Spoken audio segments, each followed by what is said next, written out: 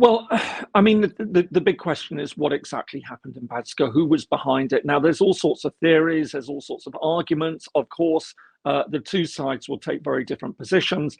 That what we've been hearing from Pristina is that, of course, this is Serbia, and of course, President Vucic has been behind this. I think it's important to wait and see what the investigation says. It's not as simple as this. In many of these cases. And, this isn't something that you just see in Kosovo. You see this in a lot of cases, that where you have armed groups that are supplied weapons. Sometimes it can be from the central government of another state. It could well be that there's certain elements in the Serbian security forces that are sympathetic to the Kosovo Serbs and are supplying them arms without that necessarily being known by the president. So I think it's, one has to be a little bit careful about jumping to the conclusions that, this is just Serbia.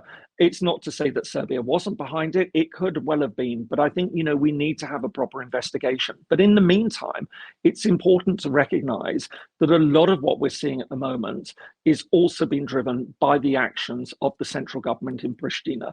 That, this is why it has been so heavily criticized by so many EU members, because it's driving the forces of militancy on both sides. It's almost as though it wants to lead this into a crisis. And I think many people are very, very unhappy and very nervous about the consequences of this.